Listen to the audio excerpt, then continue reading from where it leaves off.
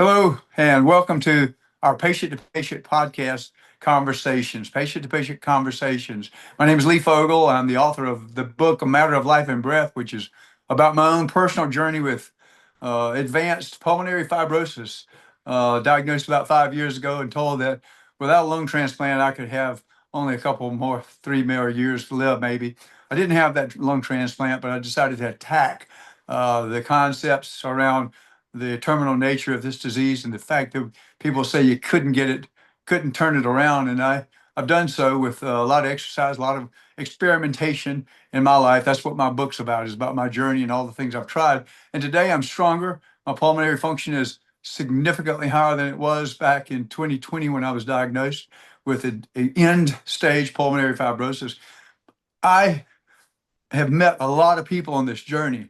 And sometimes I come across people, I say, we've got to tell your story. And today I'm so excited to bring a person on this podcast named Don and to tell his story, because I find that I run into very few people like me. I feel sometimes I find kind of a weird outlier in all the things I try to do, and I'm an experiment. I'm a living experiment in how to get better, how to get healthier, how to maintain health and lung function. And I found this guy, Don, and it was a breath of fresh air, no pun intended. And I'm really excited to have Don on. He's got an interesting background. He's a pilot. He's a former construction worker and an engineer. He's coming to us live from his cabin or his home in Montana. And so, Don, welcome. Hey, good morning, Lee. Thanks for having me. Thanks for being here with us today. Let's jump into your story. Tell the audience a little bit about who you are and how you got here. Well, so I'm 67 years old, live in Montana. I started off born in Hazard, Kentucky, moved to Phoenix, Arizona, grew up in Phoenix, was a construction worker in Phoenix. Spent a number of years there as a carpenter, construction laborer, concrete finisher. Moved from there to Zurich, Switzerland, where I met my wife, married my wife in Zurich, Switzerland. We actually met in Mexico. So I worked in construction in Switzerland, then to California. I've worked in Georgia, Missouri, Tennessee, and a couple other places I can't remember. So I've been in construction my whole life. I came to Montana several years ago, bought property, built a house, designed the house myself, built it myself. Beautiful place. I love it here. Got bored with retirement. Went to work for Montana Department of Transportation as a road inspector. Got me out of the house, so I wasn't under my wife's feet. So I'm doing road construction inspection, and I'm not really liking that. The hours are too long. I'm getting lazy. I'm getting old. So I knew lab work, so I went into the materials lab, and that's what I do now. Materials lab, we test materials that you go into roads. So I handle concrete cylinders that are 9 pounds to 30 pounds, concrete samples, and I test those, and I may handle 1,000 pounds of cylinders in a day. Wow. Or we'll get road aggregate that you put on the road base, and I'll go out and shovel up 1,000 pounds of that and throw it in the bed of a flatbed pickup and take it back, and we'll sample that in the lab. And so it's about half the time is doing something, about half the time is polishing my chair with my butt. In the process of getting the job for MDT, they says, well, here's your great insurance. Why don't you go down and get a physical, and we'll give you $15 a month off of it. I said, well, that's a good deal. And that year, 2022, I had already had 2 physicals. I had my regular GP, and I had my flight physical for my pilot's license. Both of those came out good, no problems. So I wasn't expecting anything. So I did this physical, and they said, well, you got a little spot on your lung. They did an x-ray. Hadn't had one in 30 years. So, why is it in construction forever? There's bound to be something in there. I broke ribs on both sides, three ribs one time, punctured a lung. Broke 2 ribs on the other side and just broke those, didn't puncture a lung. So I've had a lot of fun. But I go down to do a pulmonary function test and a CT scan. Pulmonologist on the 15th day of December, 10 days before Christmas. He says, well, Mr. Williams, he goes, I got bad news for you. You got this disease called ILD, IPF. I says, well, what's that? He goes, well, it's idiopathic pulmonary fibrosis. He goes, you've got scarring in your lungs. It's progressive. I said, well, how do you know it's progressive? He goes, well, you weren't burned with it. So by definition, it's progressive. I said, okay, well, what's this mean? He goes, well, it means that people with this diagnosis generally have about 3 to 5 years to live. And that's when I got serious. I said, you're kidding me, well, how do you determine this? He says, well, we do these tests. And he explained these tests to me. He goes, this is what it is. I said, well, what can I do about this? He goes, there's nothing you can do about it. He goes, your lungs are scarred. You can't reduce the scarring. You can't do this. You can't do that. You can't make your lungs more flexible because they're scarred.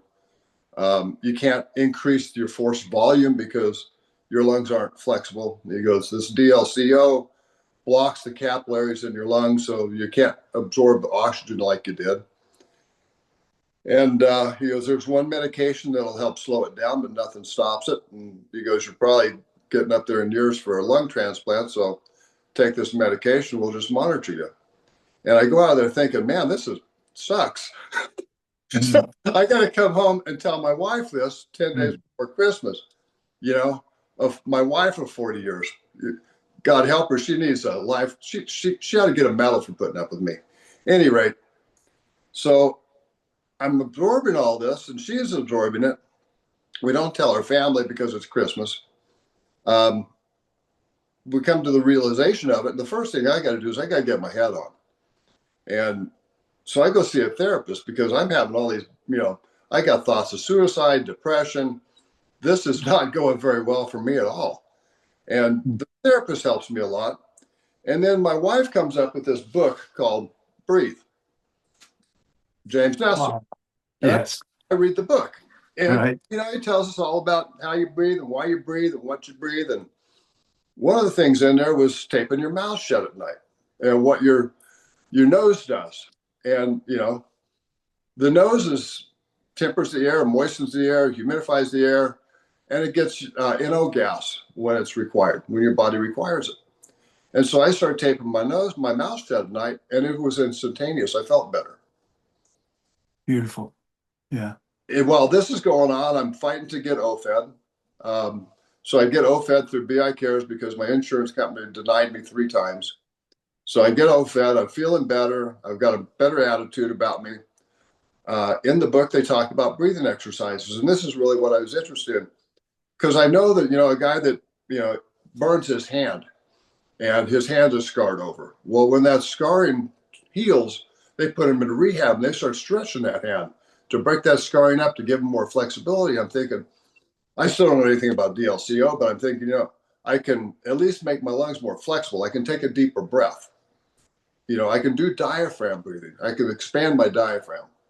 So let's start working on that. And I settle on Wim Hof breathing, which is a breathing technique where you take a series of extremely deep breaths, as deep as you can, and you exhale to neutral, and you do this 30 or 40 times, and you hold your breath. And you do 3 rounds of this or 4 rounds, or maybe you only do 1 when you start. And man, when I started that, 20 seconds was an eternity for holding my breath. Now, at this point, I was really asymptomatic. I didn't have any symptoms that showed up. I wasn't on oxygen. I was still working full time, but I'm feeling like I'm making some progress. I go to the Mayo Clinic in April of 23 to get, to see if there's something that this guy is missing. And they rubber stamp it and says, no, this is what you got, and that's the real deal, and go home and good luck. So I go back, and I'm coming up to a pulmonary function test in June, I think. And by now I'm really working Wim Hof pretty hard. But it's a great exercise for a lazy guy like me because I'll lay flat on my back and breathe. That's all I do. You breathe. You breathe as deep as you can, and then you let it out. So I go back for a pulmonary function test, and the next pulmonary function test, it goes from a FVC of, 97 or 79, 72, and 61 for the DLCO, and everything comes up to 82%. Now I go so pause 1 second here, because you've just said a mouthful of great science, and I study this stuff, and have for years, and done every bit of research, talked to pulmonologists, and I've found some pulmonologists who really understand the lungs and talk about this scarring and inflexibility that you talked about, and that DLCO, which is the measure of the gas exchange capability of the lungs, which is diminished when we get scarring in our alveoli. And so what you were describing with the hand, a burned hand, is beautiful description of breaking up that scar tissue and making that hand more flexible. And I've had that follow that same philosophy with my own lungs, although nobody told me to. It's just like, it's logical. You're an engineer. It's logical. And so that's, you went then from a DLCO of 79%, which is said that the DLCO can't be improved. I've heard that, and I'm living proof that mine's improved by over 60% in the last several years. So mine started out at 32, yours was at 79. And here you're doing this breathing exercise, which is pulling apart, stretching those lungs out it's like a balloon that's stuck together from being in the sun. The lung and what I see so often, Don, is folks who are sitting in a recliner, they're taking their OFEV or their Esprit, and they're too weak, and they've declined in their ability, and so they just sit and use oxygen and don't expand their lungs. They don't do exercises or anything to really stretch that lung tissue out. And here you started doing that with Wim Hof, and you improved from 79. You knocked your DLCO up to 82%, I think you said, in that short period of time. You also improved your other functional tests, correct? Correct. My DLCO started at 61. Oh, 61. Oh my God, yes. And you went to 82 from 61. Right. My FVC and TLC were both in the 70s. And so to go from 61% to 82% in DLCO, that's a 21% increase. That's a 33% increase in your gas exchange capability of your lungs. Right. And that's pretty much unheard of. It's very similar to the results I have found, that people looked at me in disbelief and actually questioned it. But you've seen that exact result from breathing exercises. So that's tremendous. Continue. I don't want to interrupt you. I just want to make sure our audience gets the gist of what you're talking about there. That's powerful. So that was the only lifestyle change I made, was the Wim Hof, which is breathing exercises, cold exposure, and meditation. Those three. Yeah. And so I incorporated those. First, I started off with the breathing, and then I progressed into the cold exposure and then the meditation. And the cold exposure improves your vascular system. Your vascular system, throughout your body, you think of your skin. Well, think about your lungs. Your lungs are a huge vascular system as well. So if I can create a system where my vascular system is more robust, let's give it a try. So I started taking cold showers, and cold showers were like, 15 seconds was an eternity. Well, after some time, you develop a tolerance to it. You build your capacity. And at the same time, I'm doing this breathing exercise every day, which is stressing my lungs. These breath holds induce hypoxia, and hypoxia induces your lungs to create more expand their capillary systems. So, like you said, a person that moves from a low altitude to a high altitude, they have to adjust. So my lungs now are adjusting to this requirement to provide more oxygen, and my capillary systems are improving because of the work I'm doing and the cold exposure. So then I go into the meditation, and I find it's really calming. So I incorporate these three things. Now, at this point in mid 23, I'm probably doing a 2 or 3 minute cold shower, and I'm just starting to toy with ice baths, where I'll fill 60, 70 pounds of ice in a tub and get in it. If the tub looks like a margarita, it's got enough ice. So, I get in the tub, I'll sit in for 3 minutes, I get out, my wife makes sure I don't pass out and drown. She's there with me. And this is what I'm doing. And I progress into, we come into 23, and I do this pulmonary function test, and all the numbers are at 83%. So, I'm on a roll. and the doctor's my pulmonologist. He says, well, Mr. Williams, he goes, you must be doing pulmonary rehab. I said, no, doctor. I said, you told me not to do pulmonary rehab. You told me not to do it until I really needed it because the insurance will only pay for it once. Oh, Uh, my God, I can't believe this, that. this is Wow. the same doctor that told me I can't. Hmm. So Wow. Wow. this is my life. But as I go forward, I see that this pulmonary function tests are starting to decrease a little bit. And Hmm. as a pilot, I can tell you that if you're seeing a slight loss of altitude, if you let it go, you're going to crash into the ground. It's a Right. slight loss of altitude. So I'm working harder, but it's really not really making a big improvement like I would like to see, or just bringing out level. So I come across a podcast you had done or something on Facebook where you were talking about laser therapy. And I thought, well, you know what? You can't kill a dead man. Okay. So Uh, let's go out and see what this laser therapy is all about. I look up with Dr. Hall, and he's a real guy, which gives us some gravitas. I contact him, I get his protocol. Now it's like, okay, where am I going to find somebody in Montana, Missoula, Montana, with a class 4 laser? And I'm living at 4,500 feet, so my lungs are doing pretty good for my altitude. I don't really want to go to a lower altitude because I want to keep what I got. So hmm I start dialing for dollars, and I find two chiropractors here with class 4s that would consider it. And what I did is I called the receptionist and said, "Hey, I got a what's your ailment?" And I said, "Well, I've got pain in my lungs. I got a chest pain." Because if you tell the receptionist, "Oh, I want you to laser my lungs," they're going to say, "No, we don't do that. Goodbye." Right. So I go in armed with the protocol, and both of these guys says, "Yeah, we could do this." And I settled on the one, and it's Life Source of Missoula, or Life, Uh-huh. and they're a good pulmonologist, and they start treating me. Well, he had the foresight to take a chest X-ray of my spine, and he tells me, he goes, "Yeah," he goes, "I can see the scarring you're talking." Oh, and by the way, this guy's a Wim Hofer too.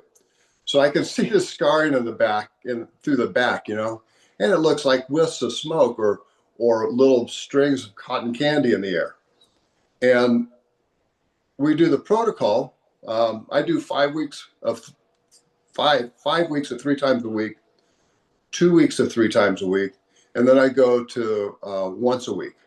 So we get into the once a week deal after we've done everything we can, and he takes another X-ray. And when you look at these two X-rays side by side, and I'm not an X-ray technician by any means, or a doctor, I don't have tassels on my shoes, you know, I'm not that kind of guy.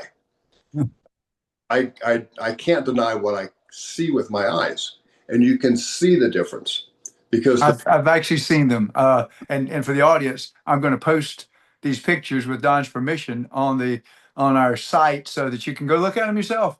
yeah, And I can look at them and I can see we're looking for dark areas, which means that's air. The white areas are not necessarily good. And this is over what period of time again, Don? How uh, long? the X-ray is over about almost a 3 month period. There you go. Okay. Protocol lasts for 2 months or 2 months and a week.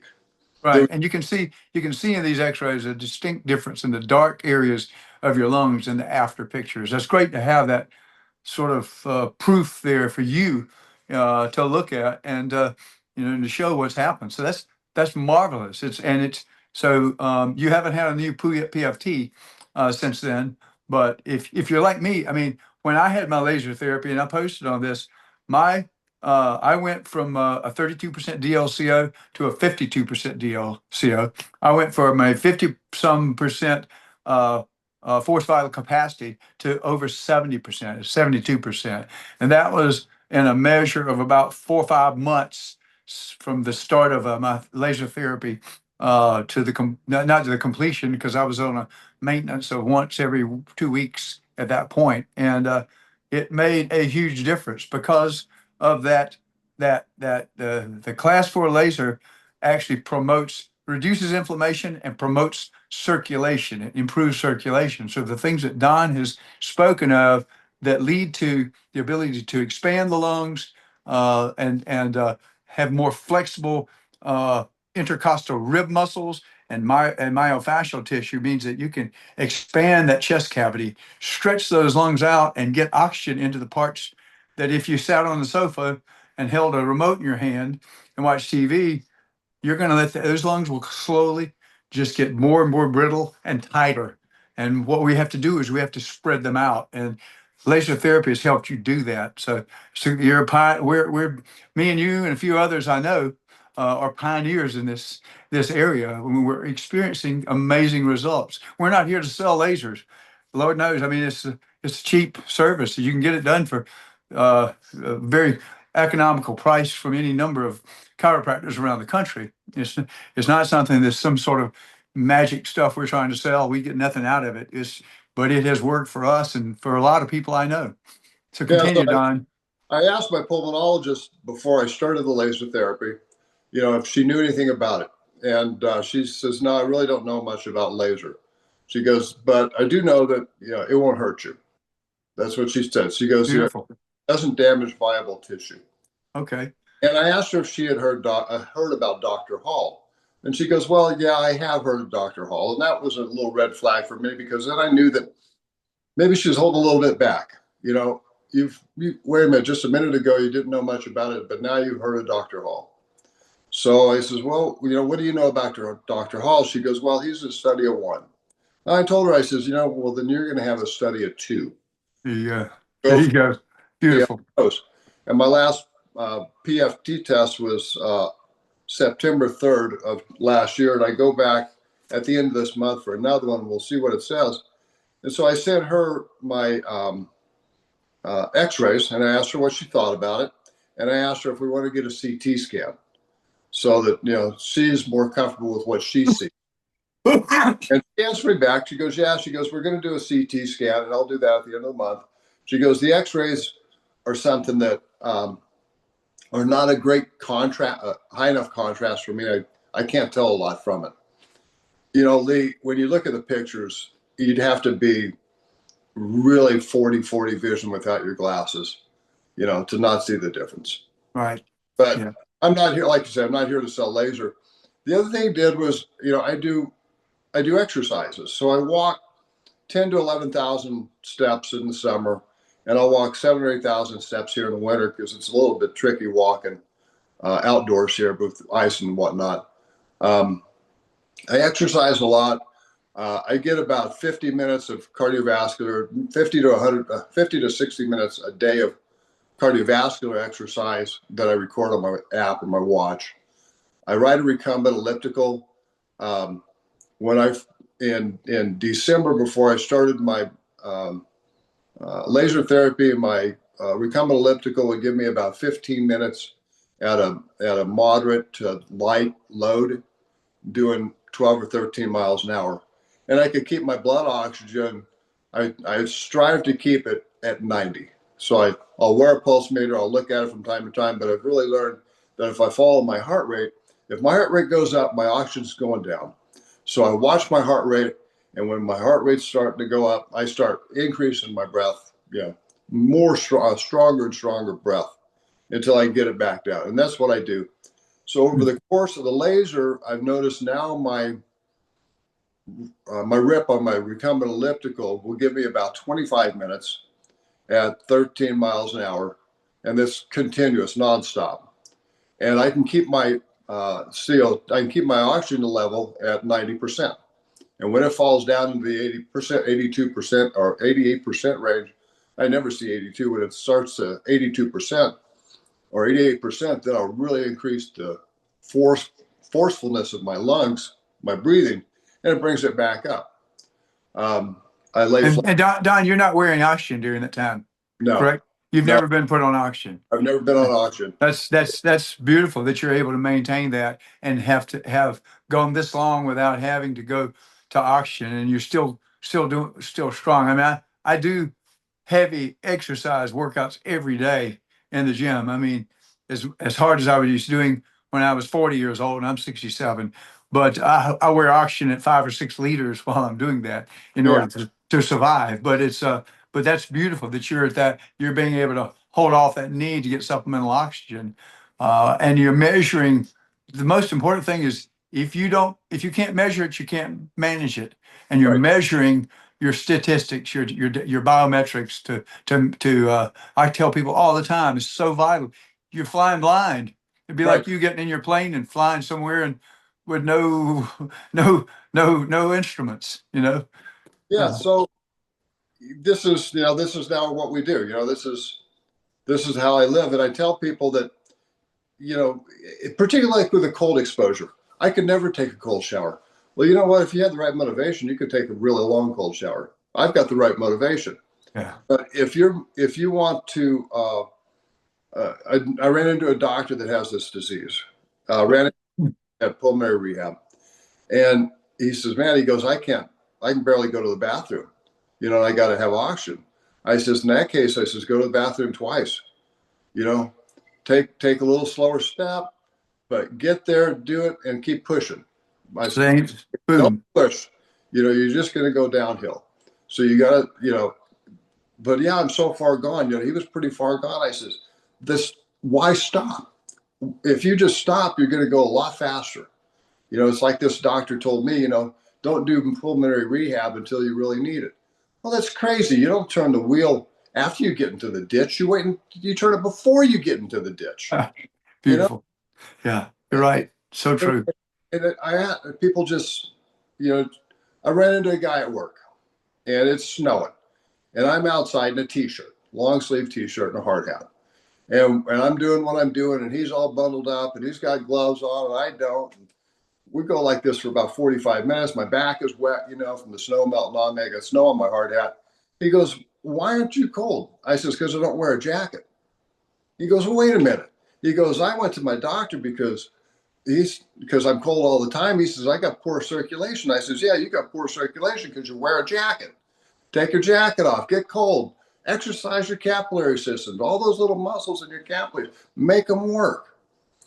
And That's great. Great. That's it's really, excellent example, Don. it's What we're really, talking about is that cold thermogenesis. And I have a cold plunge pod in Florida. I dump my ice in there every morning after my meditation. I'd go out and I'd sit 10 minutes. In fact, I destroyed an Apple Watch by sitting in cold with my watch underwater so many times. But it has a mental effect on you.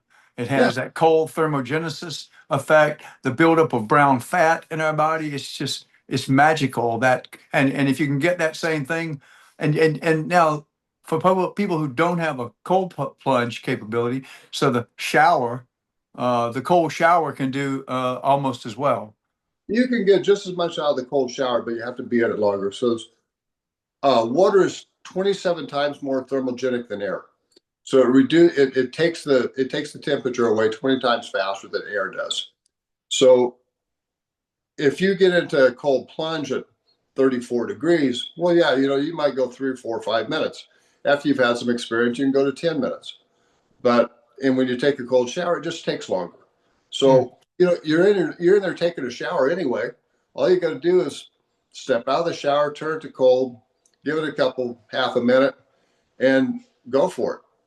And if all you can do is 5 seconds, then tomorrow do 10, and the day after do 15, and the day after that do 16, and just keep at it. I was doing it, and all of a sudden one day, it felt the water went from cold to feeling warm. And I looked down, I says, "Dang, what did I do? Hit my elbow on the valve or something?" I says, "No, it's still cold. What's going on?" But it felt warm. It really actually felt warm. Wow. So I was asking my Wim Hof instructor. I got together with a Wim Hof instructor about a year ago, and she says, "Well, congratulations, Don." She goes, "You finally developed your capillary system now where your body can control your temperature." Mm. And now I don't get cold in the winter. And here in Montana, I got a picture of me sitting on my patio. It's negative 23, and I'm sitting in my swimming trunks meditating in the snow. And I'll go out. Beautiful. I'll go out in the negative numbers, and I'll make a snow angel. So Aha. I got Yeah. neighbors for dinner, so I'll go out and make a snow angel in the snow pile. And they come by and say, "Well, they don't have any kids. How's he making this snow angel?" I love that story. Yeah. No shoes and my swimming trunks. Yeah. And, Yeah. but it builds your system. The breathing exercises, I don't care if it's Wim Hof, I don't care if it's riding a bike, if it's walking, the more you do it, the better it's going to be. If you can only walk to the bathroom, then when you get back in bed, get up and walk to the bathroom again. Right. You know, That's just, so good. you know, you don't have to kill yourself. Just little incremental, and keep a log. Okay, I walked a quarter of a mile today. I walked 500 steps. Okay, well, tomorrow my goal is going to be walk 550. And you'll see that you can do that. So true. So And true. so I started diaphragm breathing, weighted diaphragm breathing. So, you know, I'm a bonehead, so I get a bag of rocks, you know, and that's what I use. And I started off with 5 pounds, and then I went to 6 and 7 and 10. And now I lay on my back and I do 14 pounds for 10 minutes. And it's a real slow, as full as I can expand my diaphragm. And then a real slow, just like Tai Chi movement. I do Tai Chi too.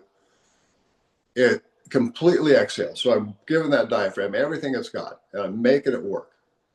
I do You that. know, I watched a great video the other day from one of my favorite doctors. He's a teacher, he's a physician, an MD, and he also teaches in medical school. His name is Dr. Bean. And he had a series of videos on teaching medical students about lungs and different lung diseases. And he gave through a whiteboard presentation of the architecture of the lungs and how they're made up, how they connect to the rib cage, Yep. and the pleura of the lungs and the diaphragm. And he explained it so clearly of how we expand our lungs and how when we breathe diaphragmatically, like you're talking about, and we really strengthen that diaphragm, which becomes atrophied almost when we get lung disease and we sit on our butt on a recliner and don't do deep breathing and stop being active, it becomes atrophied. So when you strengthen it, this Dr. Bean spoke of the diaphragm pulls the lungs downward, and the lower lobe of the lungs is the most alveoli rich portion of the lung. And if that is not being stretched out, then you're not getting all the oxygen into those deeper areas. So that's how the DLCO for folks like me and you has been able to be improved. We stretched our lungs out, increased lung capacity, because that diaphragm actually pulls the lung downward and lengthens the lungs. It's a beautiful thing. So that exercise you're talking about doing, that's super.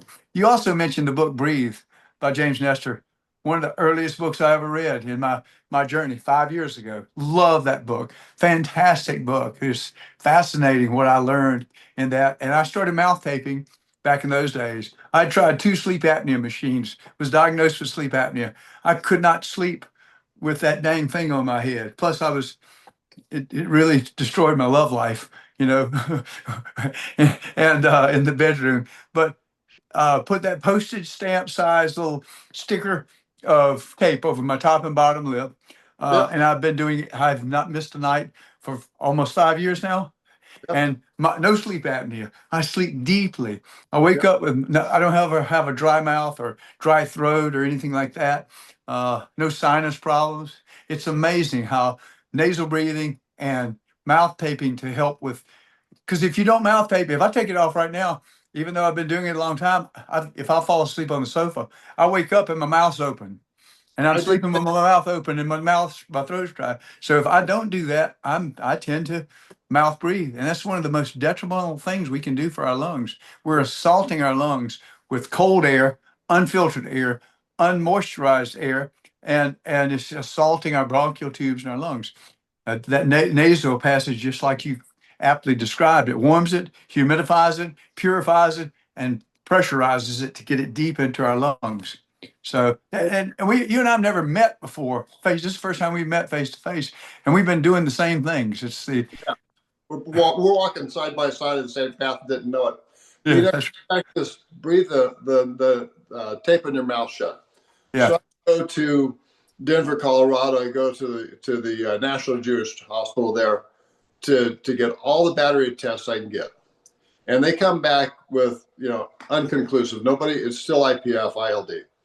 The only last thing they can do is let's drill a hole in your lung and do a biopsy, and I'm not liking that idea, so I don't do that.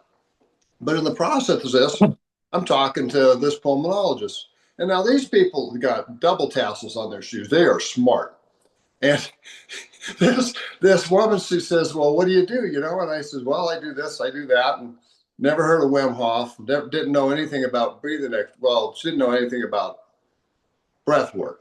And I says, I tape my mouth shut at night. And she says, why do you do that?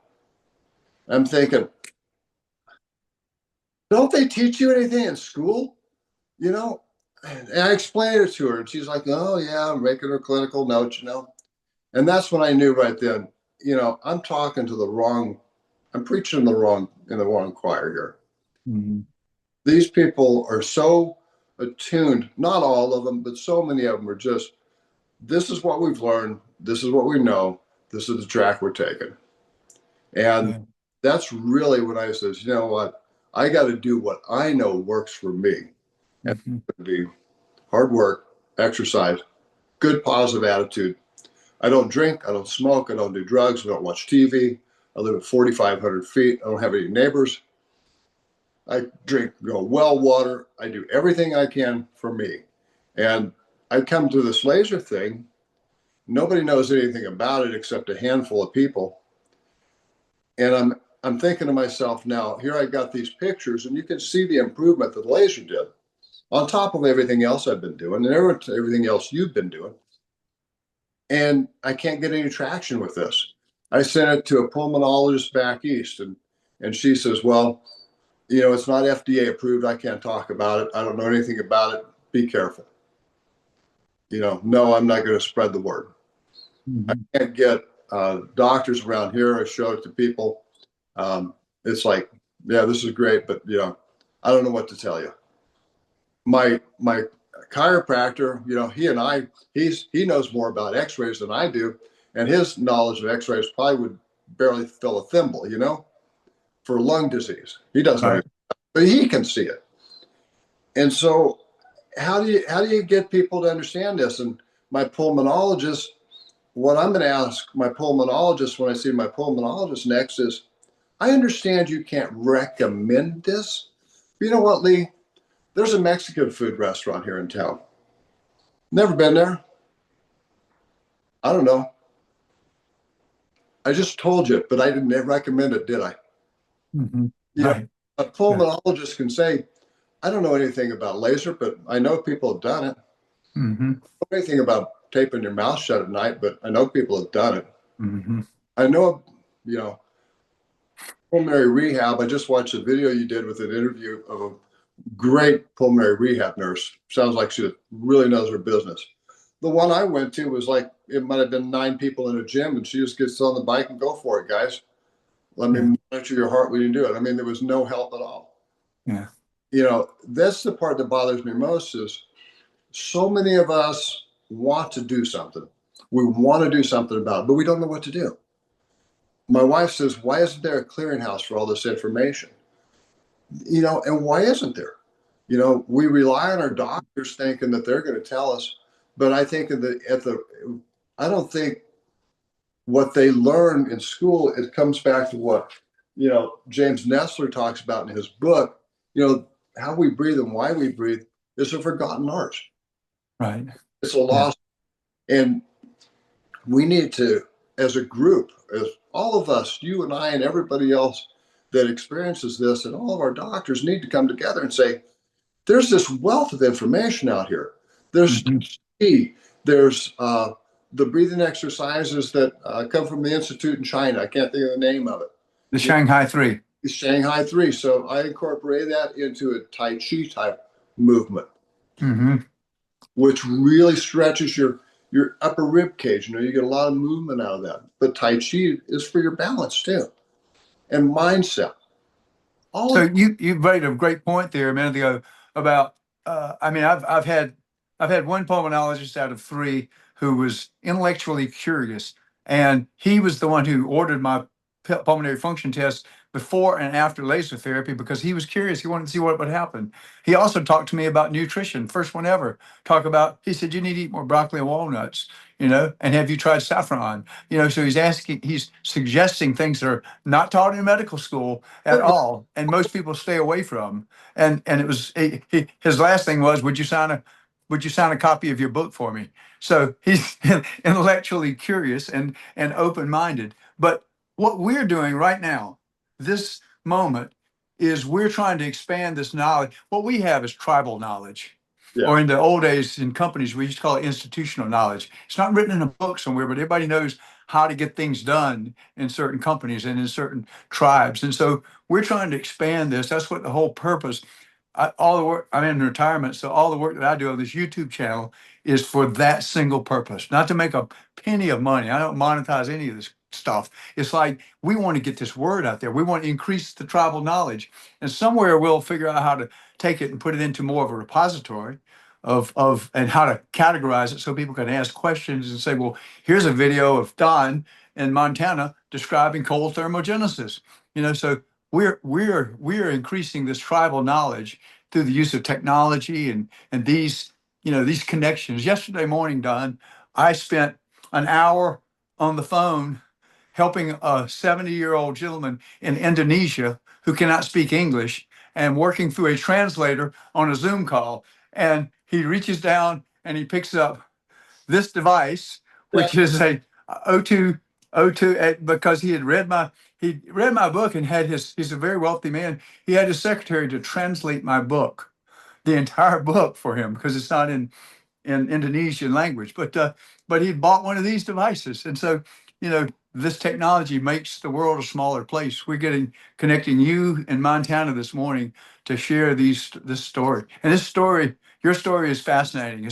It's beautiful. You've given so many bits of this. We'll try to set the chapters up in this video so people can go back and zero in on certain areas of this, because you've just given a wealth of knowledge. We'll close with, where are you going? I know we have to finish in a bit because you've got an appointment today. Where are you going? Where are you going in a few minutes? I find that interesting. I'm going to go to a Wim Hof breathing class. I meet with a bunch of hippie chicks, there's mostly younger people in there. And occasionally Right. you'll see one of them drag their boyfriend into it. Right. And then right now the rivers are thawing, so the water's pretty high. So we're not going to go for a dip. But generally, until it gets into the low teens, we go for an ice bath at the end of the class. Right. And so we all get together, we go down and strip into our bathing suits and get in the creek for 3 or 4 minutes and come back out, and we're all beat red and look like lobsters, and we're happy. That's beautiful. We go out all day. That's beautiful. That's how my Sundays work. I get together with a group of people, and it's nice to get together with a group of people that are like-minded, just like it's nice for you and I to talk, because we've got a lot of commonalities. Yeah. Well, the one thing before we have you close us out here, I have to do the disclaimer, and I have to also ask people to, if you find this information helpful, click the like button at the bottom of your screen and subscribe to the channel, and you'll be notified when we publish new interviews like this, or Don comes back for round 2. So please like and subscribe the video. We don't get any money out of your like and subscription. It allows more people to see it. And the other thing is I've got to tell you this disclaimer, and that is that the information provided in this video is for general information and educational purposes only.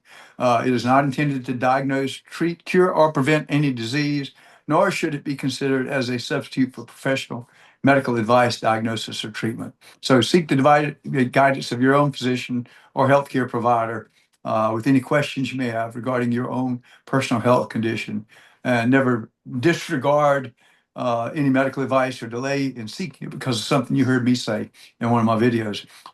Furthermore, there is no commercial affiliation with any product or service mentioned in this video whatsoever. Anyway, that's our little disclaimer. And Don, I'd like for you just to pass along any final words of wisdom for folks who are out there suffering and wanting to do more, wanting to have the kind of vibrant health that enables them at your age to be able, not that you're that old, you're still young, we're both still young, but so that people can have the kind of vibrancy that you have and the outlook on life. Close us out here, please. Well, you just can't give up. You know what? I think it was Vince Lombardi said, "Show me a good loser and I'll show you a loser. Don't be a loser." Sorry about that, lady. That's good. So, don't be a loser. Be a winner. Strive. Even if it's tiny little baby steps, that's where you start, and just keep moving forward. Do whatever you think is right for you. Take your medications, see your doctor, do everything you can. When we hot rod a car, or when I hot rod an airplane, I want to make this airplane go faster. I tape things closed so I get a little less a little less drag, and I'll only gain a mile an hour. But pretty soon after doing this, that, and the other thing, I'll gain 7 or 8 miles an hour. And that's what you do. You take a little bit, you just keep moving forward and keep a positive attitude. Look out the window every day and say, you know what, this disease didn't kill me last night, and it's not going to kill me today. And keep moving. That's beautiful. You sit around and watch Oprah all day. What is zero? Come on, be something, do something. Even if it's wrong, it's better to be wrong than to be nothing. Yeah. That's my attitude. Don, thank you so much. You've been a breath of fresh air for us all, coming to us from Montana and those beautiful trees out back. And thank you for your time and for your great message. We hope to see more of you in the future. We want to see some pictures one day we'll post of you dipping in the water with your swimsuit on, of course, in the cold, frigid waters of Montana mountain streams after a Wim Hof breathing. Thank you so much for your time today. Thanks a lot. You have a good day. All right. Bye.